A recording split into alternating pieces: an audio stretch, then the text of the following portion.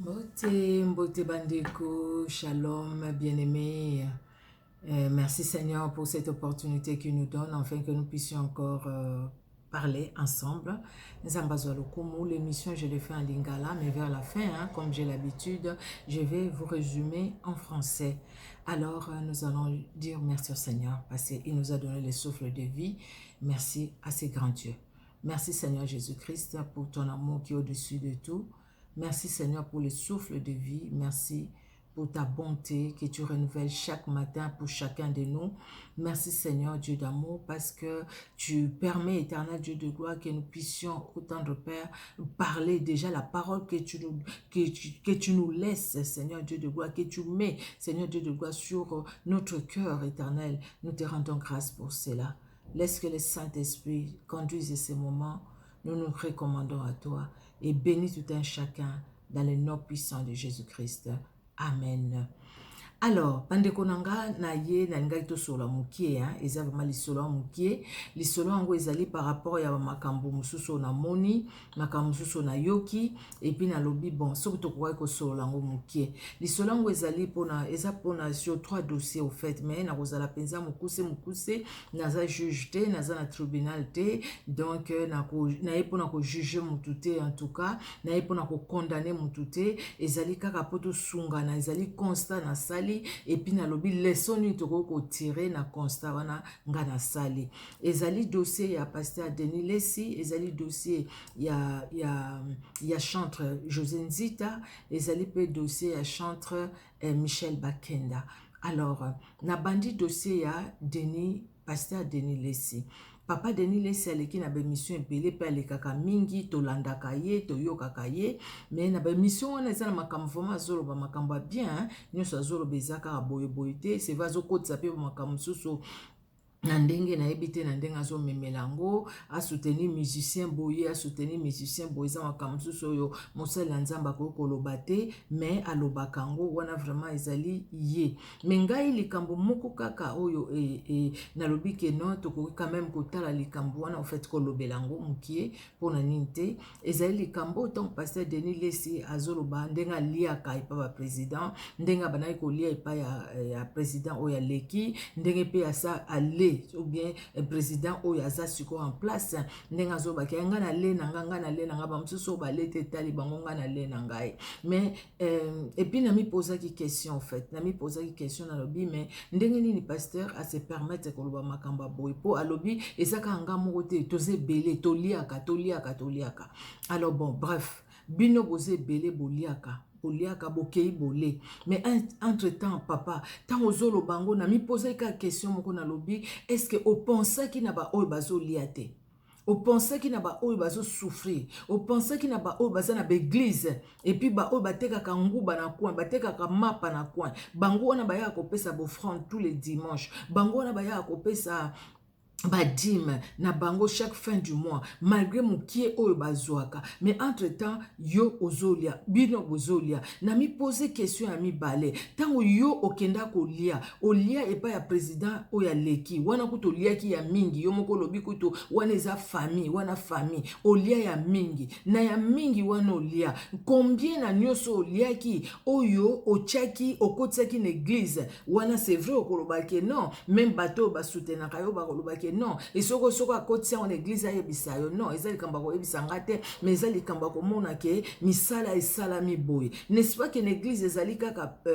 bafidèle na église nde basalaka badim bofrande nde somba bamikro nde somba bo mbongo oyo pasteur oliaki epa président ezala président oyo akei ezala président actuel kutu peut-être une fois tango ayambaki bino peut-être mais na oyo aleki oyo ozali kolia régulièrement d'après yo monde lobby liboso lobaka ke ye penza sa ko solola bien aza ko solola bien o condamnaki oyo asiko yo asololaka bien te mais tant ayambi bino après obimi kuno banjo loba te azali maboko pete azabo bon bref on eza yo mtolobi mais sikoyo otangi pe ba misusu bino nyonso ndenge bokendaka toliaka bapesa biso mbongo basalaka bo bapesi bino mbongo Ça dépend aussi de l'intention de bateau bapesi bino mbongo. Peut-être bapesi bino mbongo pour honorer bino en tant que basali na nzambe, boki kokutana na mokonzi, je pense que c'est tout à fait normal mokonzi azo enveloppe lokola ka transport apesi yo quel que soit montant o eza kuna na kati. Mais siko bino bato bozo zwango tango mokonzi apesi yo, bino bato bozo zwango bozo zwelango ndenge nini. Bino bato bozo zwango tango bozo ya nango na ba église na bino, bozo gérer ngo ndenge nini. Na yebite peut-être bandeko mosusu bamona oyo ozwi bambongo bongo epa ya mokonzi epi okei kotala oke na orphelina moko osali badon na orphelina wana parce que bon nga bapesi nga mpe na partager oyo bapesi nga osali yango don na orphelina ou alors obengi bamama veuve l'église na yo peut-être osala yango papa obengi bamama veuve l'église na yo parce que ngai bapamboli ngai lipamboli wana nga pe na partager yango na bino donc c'est-à-dire ba veuve au bazan église tout ça la quelque chose kosombela bango loso kosomba masangu kosomba oyo kosombama peut-être kosomba bakaye kopesa bango pona rentrée scolaire ya bana na bango peut-être pe même kofutela ta mwana moko to mibale minerval selon baka ya ba mama wana po eza ba mama veuve baza pe na bana bakola bana wana basalaka wana c'est une autre chose au fait c'est un autre problème mais zana ba msusu baza ba veuve bana baza na mikie donc bana mo basalaka te bana mo bazo souffrir lelo boyokutu bana msusu peut-être bakota na nzela bakoma na nzela bakoma ba SDF bakoma bakuluna bakoma kosenga biloko na nzela mais ba mama wana bayaka na église ba mama wana basemaka pona bana na bango vie ya bana na bango ebonga ba mama wana bazali ba oyo baza ko bondela nzambe pour nzamba bomba pasteur nzamba sunga pasteur baza ba mama moko na intercession makasi penza ba mama wana baza ba mama moko ta mususu soko azalaki na 10 akolongola 5 alobi oyo na kokende église maboko pamba te oyo ezali pona pesa pona musala ya nzambe oyo boye ata bana bakomela mai ya lobo bamela mai na sukali mais bino bozolia nga likambo wana esalaka nga pasi ntango nayokaka toliaka naliaka na nga biso toza ebele toliaka na biso sikoyo nazomituna nalobi bino nyonso wana ndenge boliaka ndenge bokendaka kolia wana boza wana sikoyo pona kosala mosala nzambe to boza wana pona kosoutenir bato oyo bazali mikonzi pona apres na baeglise na bino bobanda koteya sur bango oleki ozwi na yo mpenza temps mpo oyebisaka kaka bato bovote ye azalaka bien eboye na boye nyonso wana pase yo kote na yo olembongo peut-être apesaki yo na intention wana te mais yo moko bongoli intention wana po olingi okangama na ye olingi akontinue kopesa yo olingi apesa yo lisusu ya ebele alors bongo ba chrétien au bazan église bongo population o ezo souffrir est-ce bozo kanisa bango vraiment bozo kanisa bango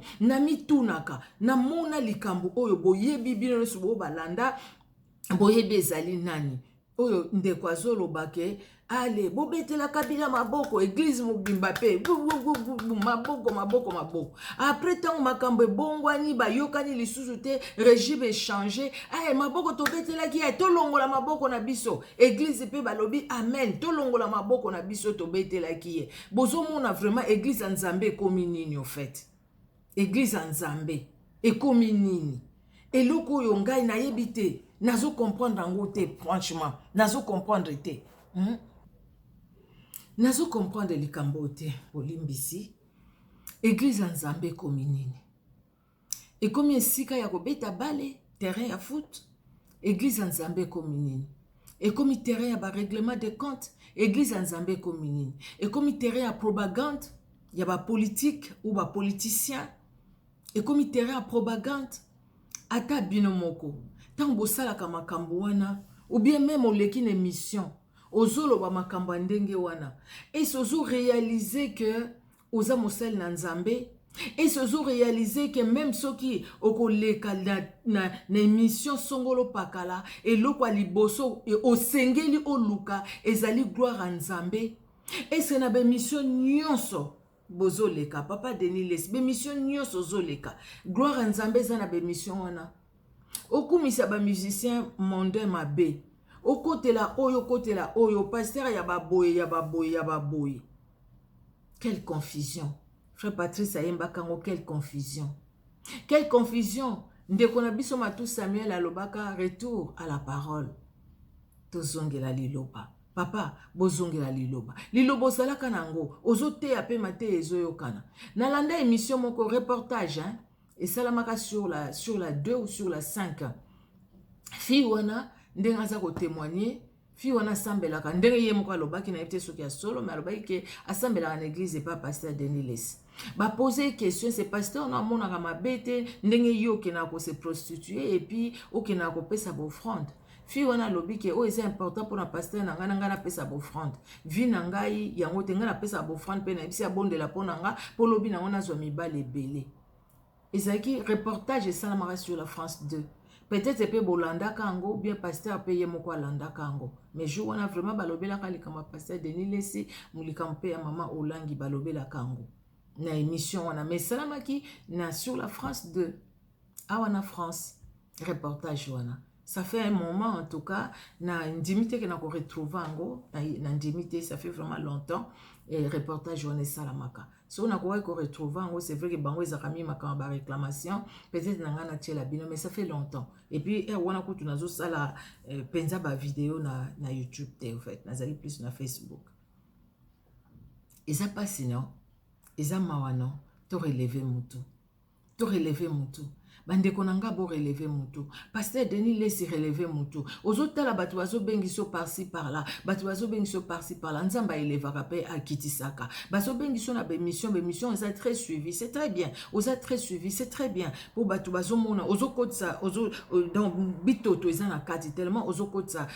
Tout et rien. Ozo kotsa nyonso. Koti mukilo. Koti boy. Omemia mumsu na ndenga ba comédie. Osali boye. Waneza vina yo poni. Mais pona likambo itali musala ya Nzambe kotala nanu bandeko bazolanda yo musu bazolanda ko bazana confiance na yo musu bazolanda yo peut-être pe lité ya moko boye toucha bango penza yango bakangami wana musu pe bazo continuer kolanda yo parce que peut-être pe na nzela na yo Nzamba salela bango likambo kwa malamu mais batu wana bazala déçu te batu wana ba mona te kende ni pasteur asenga ba ofrande asenga ba mais entre temps ya bandeki ne ko lia ba mbongo na ye tout ça oui okoko sala o nyuso sala nango merci Seigneur. Mais avant ya koloba likamba bongo il faut que se mettre un peu na place ya batu oyo bazo yoka yo batu oyo po batu nyoso bayoka na matoi moko te biso sto yoka likamba ndenge moko te et puis batu nyoso ba analyse ka ndenge moko te omoni eza makamso pona nga eza likambo ya koloba te na be mission ezoleka na be réseaux sociaux. Deuxièmement nazo likambo pasteur ya papa José Nzita. Papa José Nzita aboti mapasa. Ba vie na yo eleka ndeka kabona na mwasi na ye tout ça tolanda on a ba internet wana eza vie na bango. Bon, mwasi oyo abali sikoyo mwasi on aboti mapasa. Et puis papa José Nzita a l'équipe émission oyo azolinga président kutana na ye tout ça peut-être bolanda ki émission wana président kutana na ye asengaki audience boye na boye président mutafutelaki mwasi ne mbongo ya maternité pour bima hôpital et tout ça c'est bien, tout ça c'est bien, il y a rien de mal hein. Oza muto yebani en tout cas président ko idée pourquoi pas. Mais ce qui m'a interpellé, sope choqué na lobali susu tangu na yoki papa José Nzita apesi banane baza mapasa moko ya mobali moko ya mwasi apesi moko kombo Nzita Chilombo mususu apesi kombo Nzita Nyakero. Na mi pose ka question papa Chilombo oyo pesi kombo ya mwana na yo aza mobali Nyakero oyo pesi kombo ya mwana na mwasi aza mwasi. Chilombo na Nyakero bazali couple baza mari et femme. Yo siko ozu mwana no mobali opesi kombo Chilombo parce que ozoluka ba relation ozu mwana no mwasi opesi kombo Nyakero po ozoluka ba relation. Or bato opesi kombo bazali mari et femme. Omoni ndenge nini ta msubo kotsaka molimo inceste kati na ba famille na bino.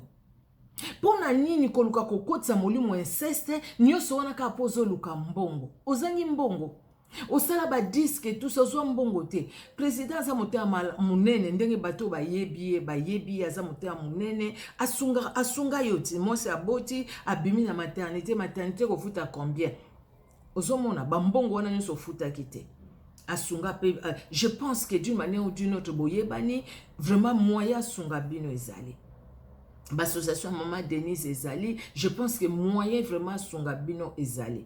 Okoka ino kopesa soit oya mwasi opesi nyakero oya mobali oluki kombo mususu opesi ou bien te alors opesi oya mobali kombo ya ndeko ya Maman Denise nyakero. Okoka kosala bongo comme ça baza bandeko bana no pe baza bandeko. Il faut pas kosakana na monde spirituel hein? Il faut pas kosakana na monde spirituel hein? Et ça makamsu so mona ngo kaka bona physique mais o eko bota sur le plan spirituel yo yebite hein? Bokolo bananga peut-être wana oza TTS naza TTS te nazande lucide nazo mona makambo bien aimé na bondeli pe pona bandeko ebele awa boy nazali même na Kishasa nazalaki.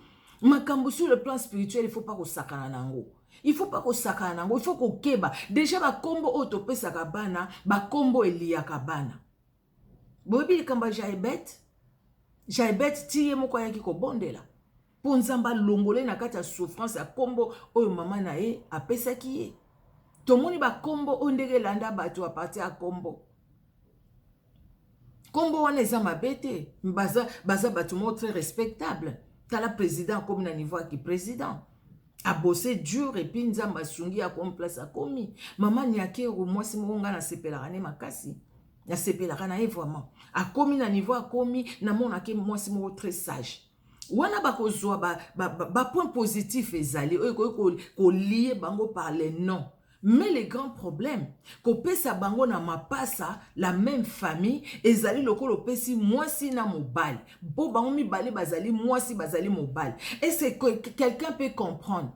Boko zwango peut-être ma beba o bako yokanga. Mais zape na ba o bako yokanga, bako comprendre. Bako mona ndenge nga na zolobela oza libre papa ya kopesa bana na yo kombo nyonso lingi. Oko pesa esa na bana bato bapesa ke bana na bango nkomba mama Olive.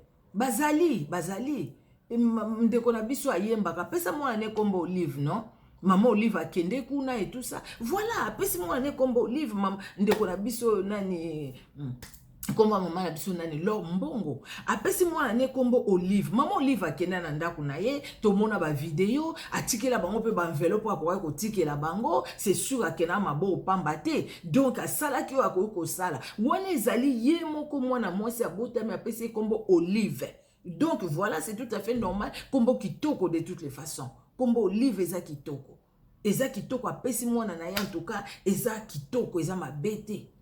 Soko apesa ki anandenge ki ndoi ya mama Olive Kabila eza ye mutu akomona me mama Olive akenda biso sto mona. Mais siko ndenge nini yo so mapasa opesa moko komba mobali moko komba mwasi. Oza libre papa, oza libre. Mais plus tard kolela te après lo baki inceste koti na ndaku nanga. Kolela te parce yo moko seme inceste wana. Yo moko seme ango pona lokoso ya mbongo pona lokoso akoyebana oyebana déjà na banzembo kitoko zo sala oyebana na ba divorce na yo salaka déjà osali divorce pe okeyo yo se remarier sans crainte sans kobanga même liloba nzambe quel que soit o ezalaki à la base ya ba divorce na bino wana etali bino mais bandeko il faut kokeba soko bimaki epa na église ya mama olangi bokoloba mama olangi na kenda na église ya mama olangi te na sambela na église ya mama olangi te makambo spirituel ya combat spirituel ezaka likambo église ya mama olangi te eza likambo batu oyo nzambe pa telemisi eza conseil obakombo ese ekomamaki na mikanda mais après conséquence ezali yo muto ko vivre ango il faut kokeba tana koluka mbongo il faut koyeba ndenge na kolukela mbongo il faut pas kolobaki à tout prix il faut kana zo mbongo à tout prix il faut na yebana okomi koleka na be mission siko koluka audience na président pourquoi pour bana na yo opesi bango kombo na bango opesi moko kombo président Chilombo moko opesi kombo première dame Nyakero mais c'est quoi cette histoire jusque là Jusque-là, franchement, on s'est dénigré, jusque-là. Et ça m'a bête qu'on peut ça comme président. Et ça m'a bête yo moni yebani au pese comme président. Mais derrière ça, soko lelo eboye. Président Tshisekedi azaki présidente. Soko mama Nyakeru azaki première dame te. Ndenge moi sino aboti mapasa. Yo linga ko pesa bana no komba Chilombo na Nyakeru. Te loba yo moko na conscience na yo linga osalango. On a salango te. Mais osali yango po bango batu baza sikoyo baza président en exercice. Yango sali yango. Honte à vous.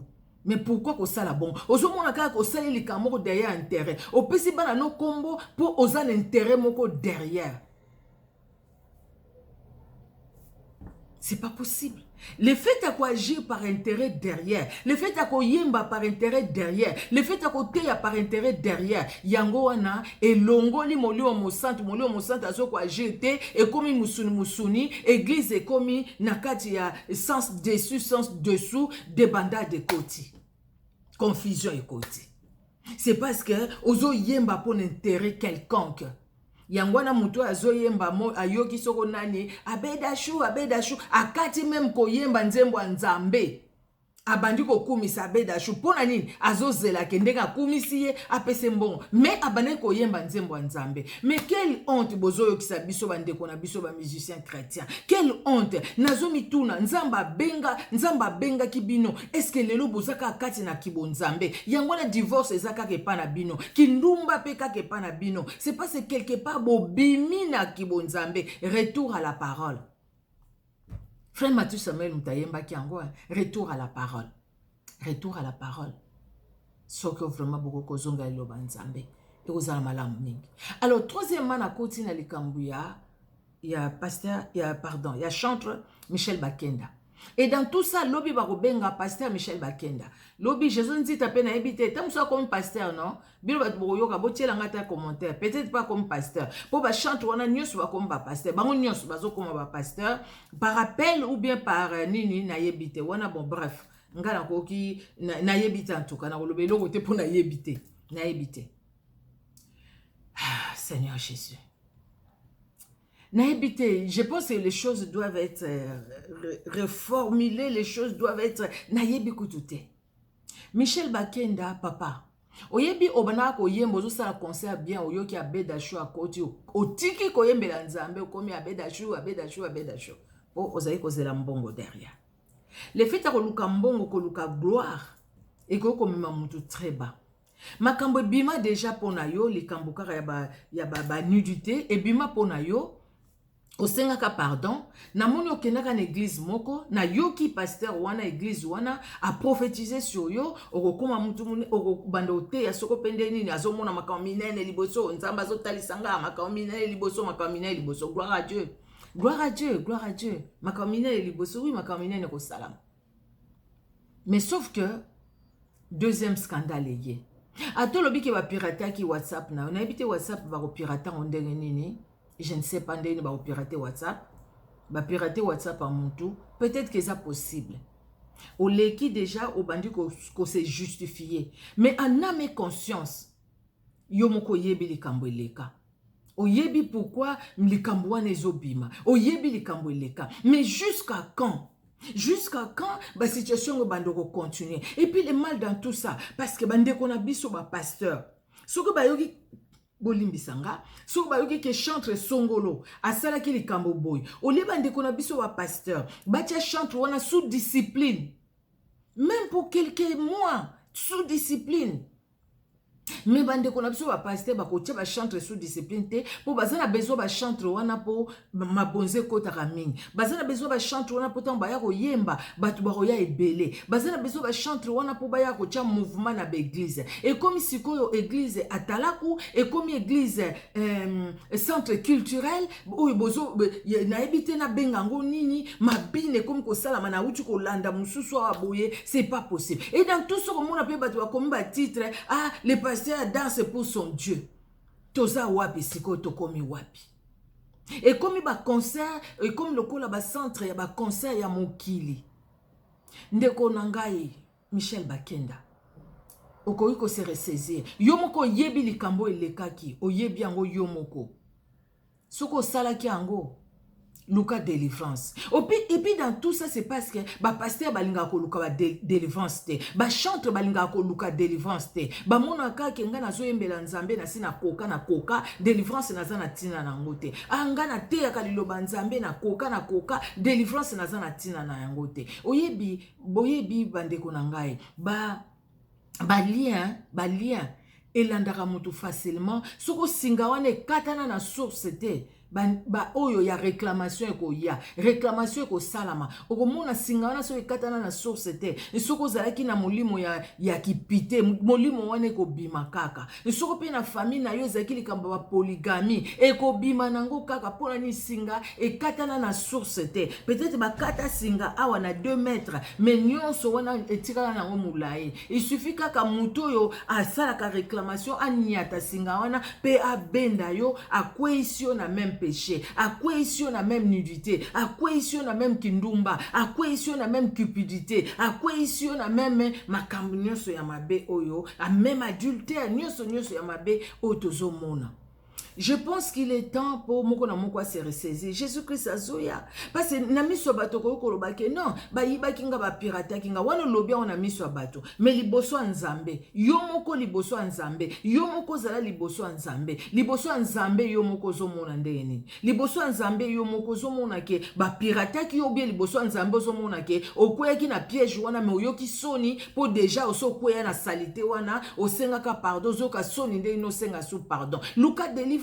Okoki même kolobake mikolo en tout cas na koyemba te ba programme nous nazaki na on annulé o luki pasteur moko abonde la pona yo pona délivrance na yo. Et kokoute yo loko moko te au contraire koza une très bonne chose pona yo. Oli ya kosala kaka scandale sur scandale, scandale sur scandale. Lobi ezalaki oyo, lobi ekomi okuna, lobi okuna divorcé, lobi okuna salibo. Oyo okuna mwasi na lobi pendaki na zaki na ndako, abota bana msuli banda. Mais yoka enta mwa yembaka. Okanisi penza ke muto yo penza na nzambe franchement, azan intimité makasi. Mais azo yemba po azana voix wana, mais intimité na nzambe zate ou alors a se forcera koluka intimité na nzambe. Mais ba lien ya famille katana ye nanu te. Et katana ye nanu te donc réclamation ezalaka kaka babenda kaye et ya se retrouve ka kweka na kindumba. Ndenge nini bino ba musicien chrétien bozo koya mi na kindumba. Ezaka ya mboka na biso te. Eza pe belé toyoka ki mususu wana mwasi wana na Gabon makambo sali pe ya soni. Mais pourquoi? Donc quelque part il y a un problème non? Boza tellement exposé, boza tellement boyebani tellement le diable peut attaquer kabino mingi. Ba chanteur baza très attaqué, ba pasteur baza peut très attaqué. Donc yango wana il faut biso nyonso tokeba na kati ya mosala nzambe otozo sala. O azana mato ya koyoka ayoka. Eloba nango basango o azana motema kondima andima. Ezaka ka likambo responsabilité ya moko na moko. Eza likambo o etali moko na moko. Eza likambo o moko na moko azoko kamata ona ndenga azo kamata. Mususu ondire bakoma insensible. Donc boloba après bokotika koloba. Après ozongeli la même chose. Après bokoloba après bakotika koloba. Ezandenge wana ba congolais balobaka, ba congolaise balobaka. Après bakotika na bango koloba. Oui, bakotika na bango koloba mais relation na ona nzambe. Intimité na ona nzambe. Alors, bien aimé, je vais résumer vraiment en quelques mots. En fait, là, j'étais en train, il y a des choses qui m'ont vraiment dérangé. J'ai suivi, il y a un pasteur chez moi qui disait, en fait, c'est le pasteur Denis Lessi, qui est passé dans beaucoup d'émissions, en fait, et dans beaucoup de ces émissions, il dit beaucoup de choses. Il y a des très bonnes choses, il y a des exhortations qu'il donne, vraiment, c'est bien. Et c'est un homme de Dieu, mais il y a quelque chose qu'il disait, qu'il a dit plusieurs fois aussi, que lui, il est, en fait, les présidents lui donnent de l'argent, pas seulement à lui, mais à d'autres aussi. Alors moi, je me suis posé la question, qu'est-ce qu'ils font avec cet argent-là que les présidents leur donnent? Parler des présidents dans leurs églises, pour que les membres de l'église puissent voter pour telle personne ou telle autre. Je me pose la question et c'est quand ils vont voter. Ils votent parce que Dieu lui dit, écoutez, c'est cette personne qu'il faut voter, ou bien ils votent parce que quelque part, il a pris l'argent de cette personne-là. Donc, quelque part, c'est amener les peuples de Dieu, leur faire avaler des choses qu'ils ne devraient pas. La chair, ce n'est pas pour parler des gens de politique, dire, écoutez, applaudissez tel, comme un pasteur l'a dit, applaudissez le président Kabila, Kabila. Et puis quand le président Kabila n'était pas là, on retire les applaudissements qu'on a fait envers le président Kabila. Donc tout ça, c'est une confusion. Donc on ne sait pas, on s'est dit, écoutez, on va les suivre parce qu'il y a un intérêt derrière. Alors c'est des choses qu'il ne faut pas faire. Nous ne devons pas, nous, serviteurs de Dieu, servants de Dieu, suivre des gens par intérêt. Mais au contraire, nous devons chercher, même quand nous passons dans des émissions, quelle que soit l'émission, que l'émission soit beaucoup suivie ou pas, mais nous devons chercher la gloire de Dieu. Et je me suis posé la question dans les émissions qui se font avec les pasteurs Denis Lessie. Je me demande si les pasteurs cherchent vraiment la gloire de Dieu parce qu'ils parlent de tout et de rien, des musiciens mondains, ils parlent. Et ces mélanges-là, je ne sais pas si ça plaît à Dieu. Moi qui écoute, je suis triste en tant que servante de Dieu. Deuxièmement, c'est par rapport à un chantre chez moi, les frères, je ne sais même pas si les pasteurs, tellement beaucoup de chantres chez moi sont devenus des pasteurs. José Nzita, qui chante vraiment bien, hein, qui a des très très belles chansons, vraiment très édifiantes, merci Seigneur. Il a divorcé il n'y a pas longtemps, il s'est remarié il n'y a pas longtemps, des choses qui se font, hein, vous voyez, divorce, remariage, c'est comme si ça peut se faire comme ça au milieu des enfants de Dieu, mais ça s'est fait, ça c'est lui qui les voit, et sa femme a eu, la seconde, la femme qu'il a épousée maintenant, a eu des jumeaux, un garçon et une fille. Mais sauf que lui, il a donné au garçon Nzita Tshilombo. Tshilombo, c'est le nom du président, de notre président actuel. Il s'appelle Félix Tshisekedi Tshilombo.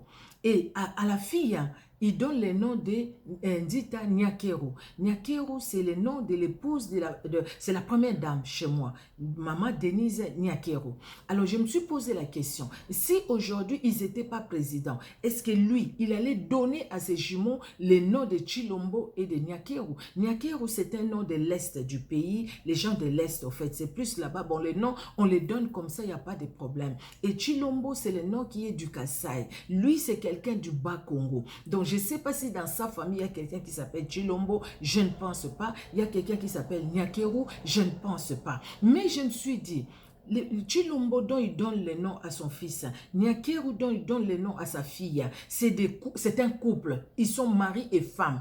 Et lui, il prend le nom d'un couple qui donne à ses jumeaux. Des choses spirituelles, il faut craindre.